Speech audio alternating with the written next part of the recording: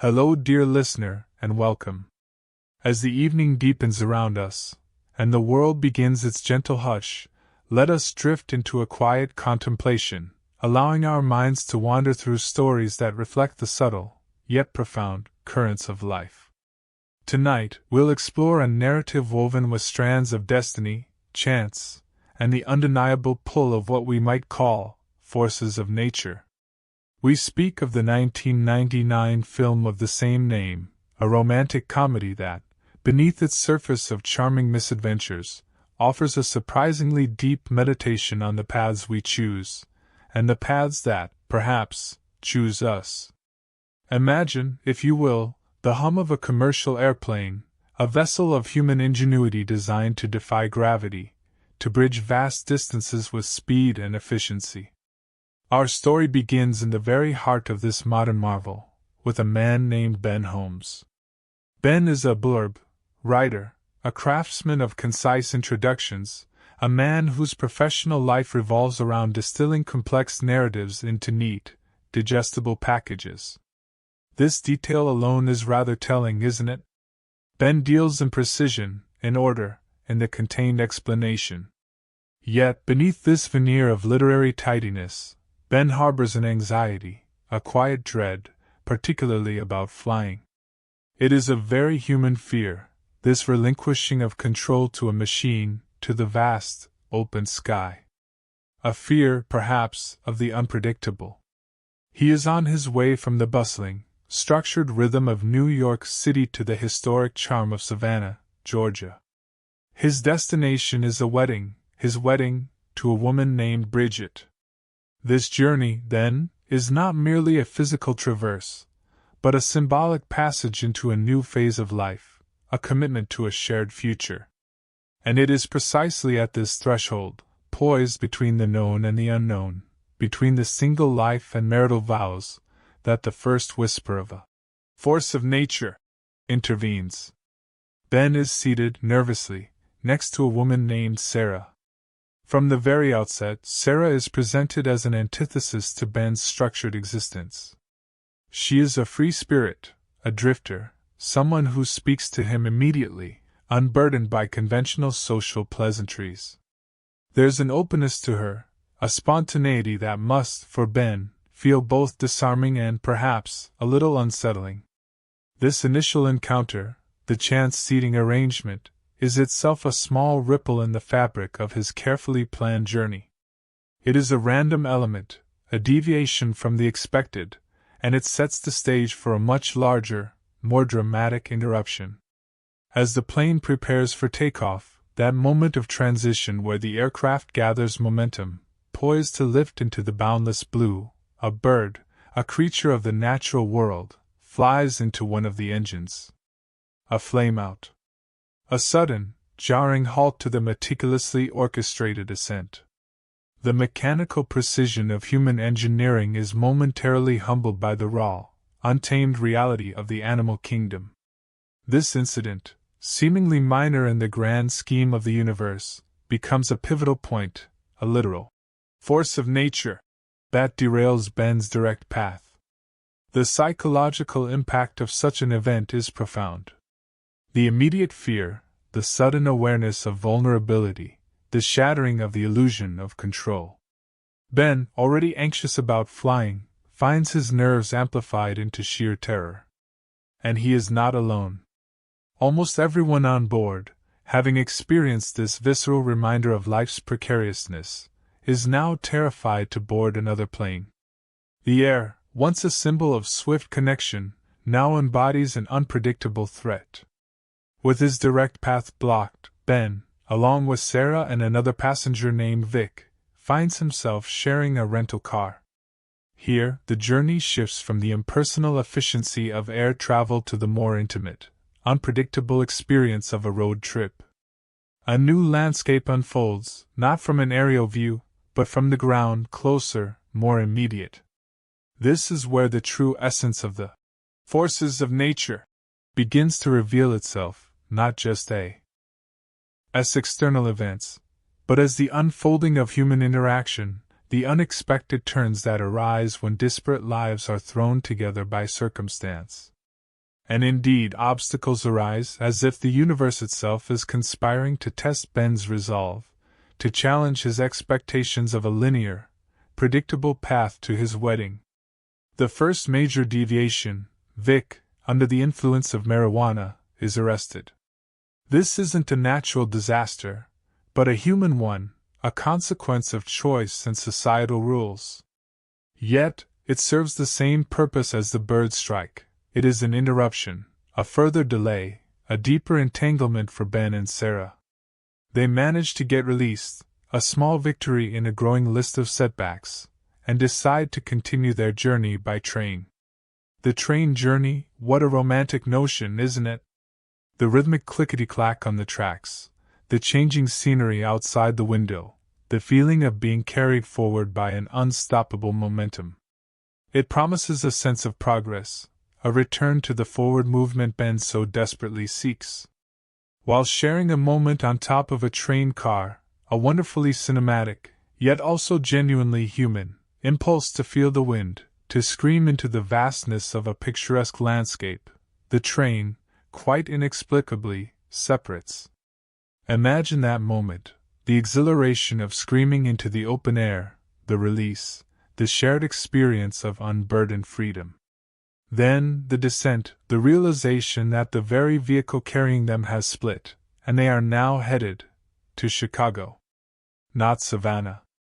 Not the destination, but an entirely different direction. This is chaos theory in action, writ large. A small initial condition, a bird, a loose coupling on a train, leading to wildly divergent outcomes. It speaks to the fragility of our plans, the illusion of our control over trajectories, and the magnificent, sometimes terrifying, randomness of existence. Disembarking from the moving train, another act of impulsive, almost desperate, defiance against circumstance, they find themselves in the midst of rain, seeking shelter in a Kmart. This mundane, everyday setting becomes a crucible for deeper connection. As they buy dry clothes, shedding the discomfort of their wet exteriors, they also begin to shed some of their emotional armor. They bond not over shared success, but over shared vulnerability, over the absurd string of misfortunes that have brought them to this retail sanctuary. It is here that Ben, perhaps for the first time, begins to vocalize his insecurities about getting married. The grand, unchangeable commitment. The fear of making the wrong choice, of being trapped, of losing a part of himself. Sarah, in turn, reveals aspects of her own past, sharing that she has been married twice before. Her journey to Savannah isn't for a wedding, but to collect a large sum of money from the sale of a bagel shop, a venture she started with her estranged husband, Carl. She plans to use this money to mend fences with her 10-year-old son from her first marriage, a child she hasn't seen in 2 years. This revelation paints Sarah not merely as a free spirit, but as a woman carrying her own complex history, her own burdens, her own hopes for reconciliation. This shared moment in the fluorescent glow of a Kmart, amidst racks of everyday items, is a profound testament to how adversity can strip away pretense and foster genuine human connection. The next day, another twist, Carl, her estranged husband, is attempting to thwart the bagel shop's sale. Sarah, desperate to secure the money for her son, asks Ben to pretend to be her husband once they reach Savannah. A surgeon, no less. It's a bold request, a blurring of lines between reality and fabrication. Ben, who has been painstakingly trying to reach his actual wedding, now finds himself willingly complicit in a charade, a performance of domesticity with a woman he barely knows. Why does he agree? Is it a sense of obligation? A burgeoning empathy? Or is there a deeper, perhaps unconscious draw that compels him to deviate further from his intended path? Sarah then convinces him to use this new, fabricated identity to charm their way onto a Florida-bound bus of retirees, another group of travelers, another mode of transport, another unexpected community. The journey continues, a series of episodic adventures, each one pulling Ben further from his carefully constructed reality. At the first overnight stop, the inevitable happens. Ben finds himself increasingly attracted to Sarah. It's an undeniable pull, a magnetic force that defies his rational mind, his commitment, his plans. This attraction isn't just about physical appeal, it's about the connection forged through shared adversity, the intimacy of vulnerability, the thrill of the unexpected. But reality, or at least his previous reality, soon catches up. He encounters his best man, Alan, and Bridget's maid of honor, Debbie, in the hotel lobby. The facade begins to crumble. They soon learn of Ben and Sarah's deception, and Debbie, fiercely protective of Bridget, jumps to the conclusion that Ben is being unfaithful. Her fury, her moral indignation, is another force in itself, a social pressure, a demand for accountability that crashes down upon Ben. Furious, Debbie hurries to Savannah with Alan, intent on telling Bridget everything. The potential for disaster, for the complete unraveling of Ben's life, looms large. In their hotel room, the tension between Ben and Sarah finally explodes. Ben, overwhelmed by the accumulating chaos, angrily blames Sarah for disrupting his life. He sees her as the catalyst, the agent of disorder.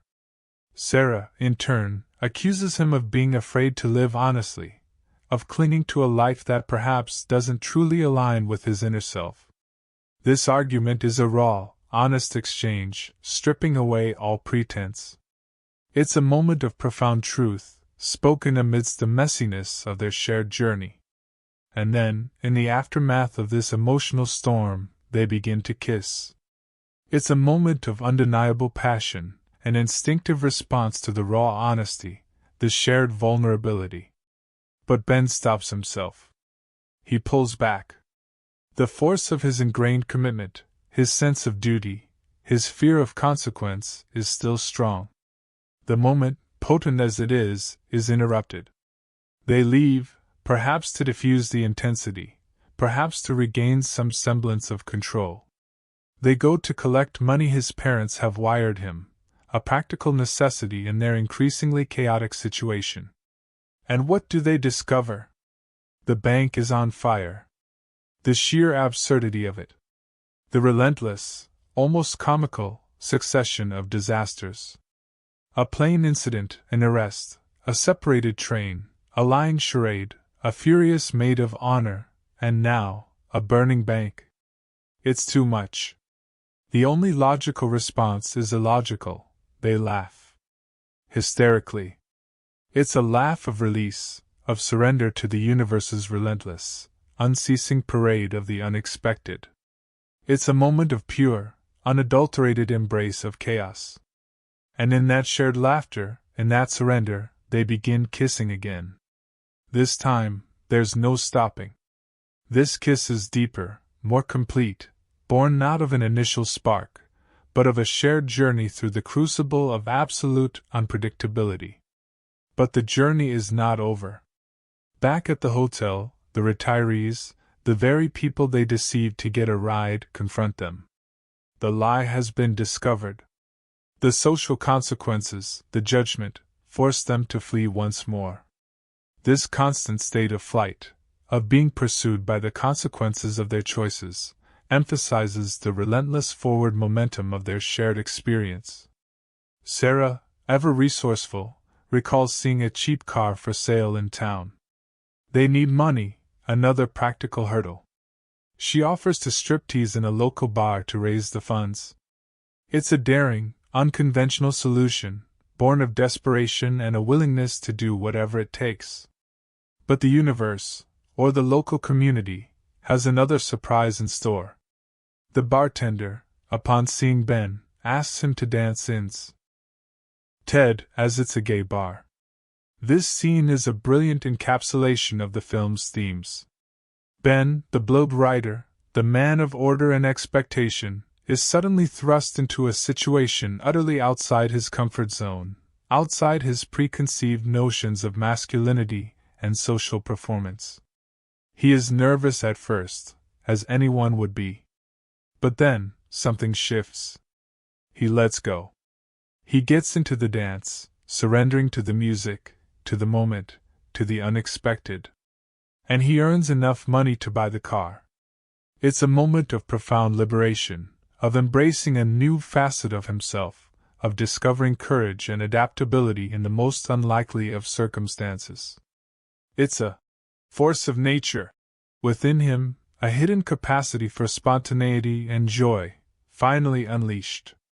On the road to Savannah, in their newly acquired, perhaps slightly questionable, convertible, Ben tells Sarah he's prepared to cancel the wedding. This isn't a spontaneous outburst, it's a considered statement, born from the profound journey they've shared. He has been fundamentally changed by their adventures, by Sarah's challenge to live honestly, by the undeniable connection they've forged. He is ready to disrupt his own life, to choose a different path.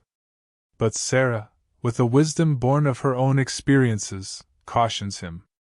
She reminds him that it would be rash, impulsive, to make such a life-altering decision after only knowing each other a short time.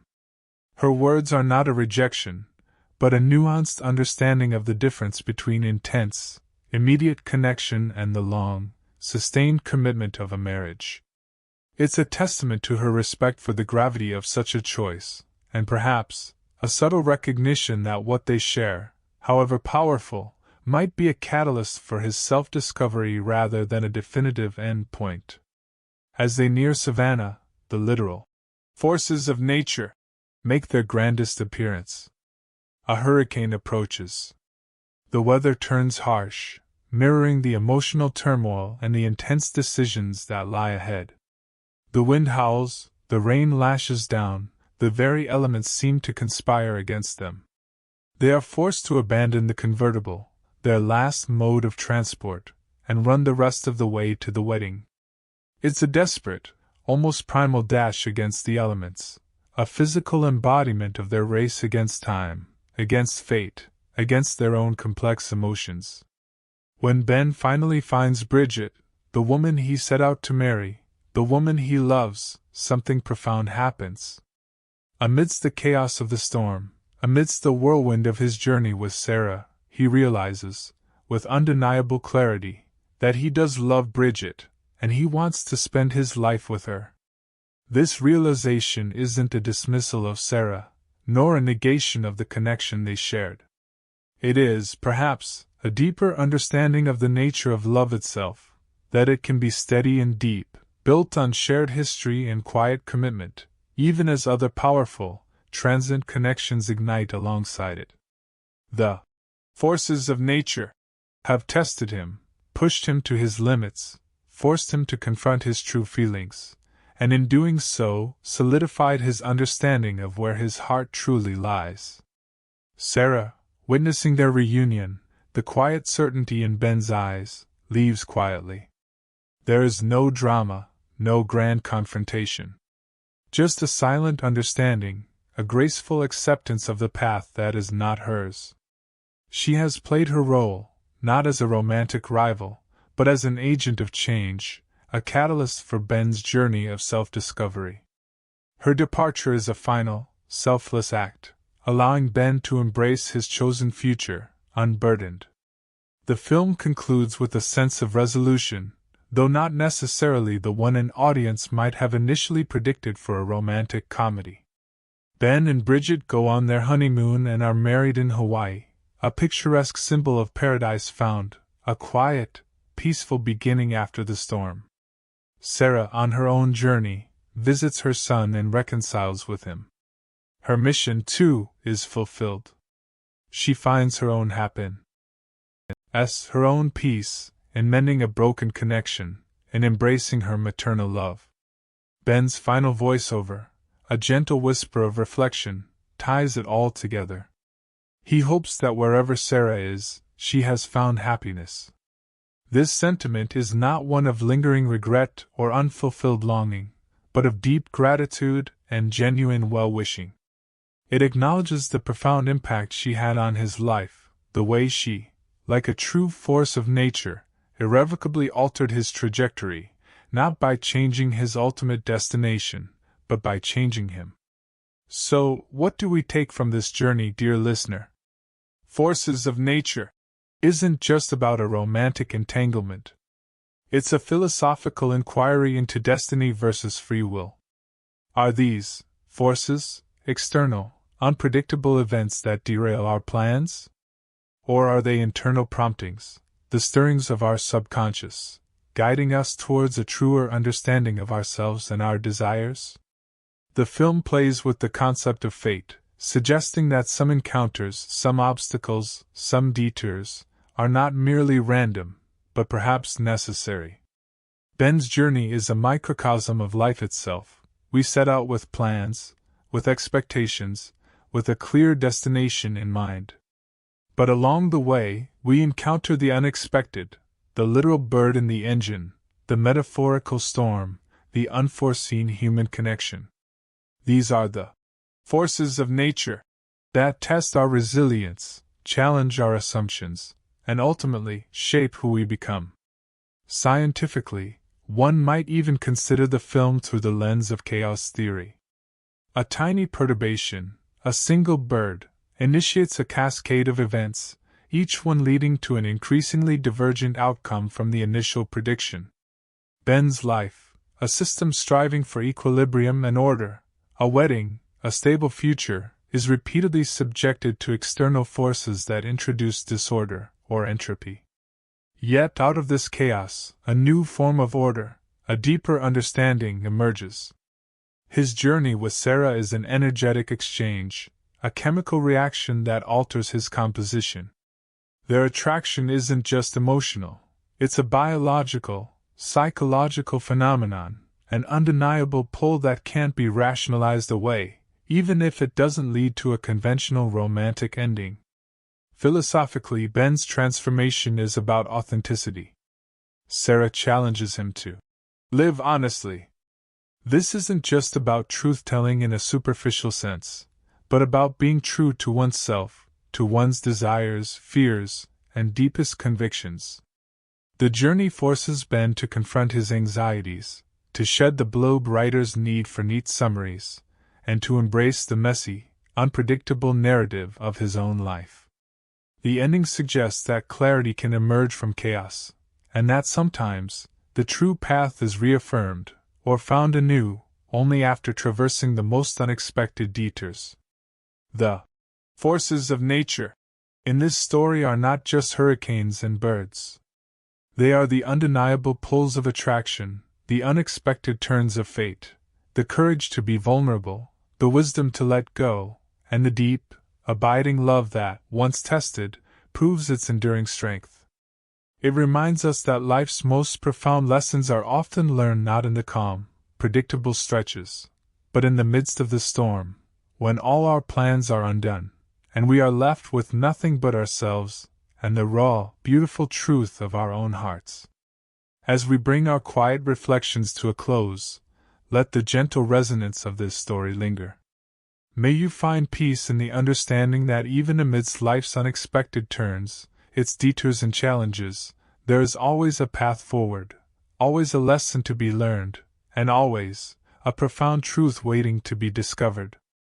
May your dreams tonight be calm and clear, filled with the quiet strength that comes from embracing all the forces, seen and unseen, that shape our beautiful, unpredictable journey through life.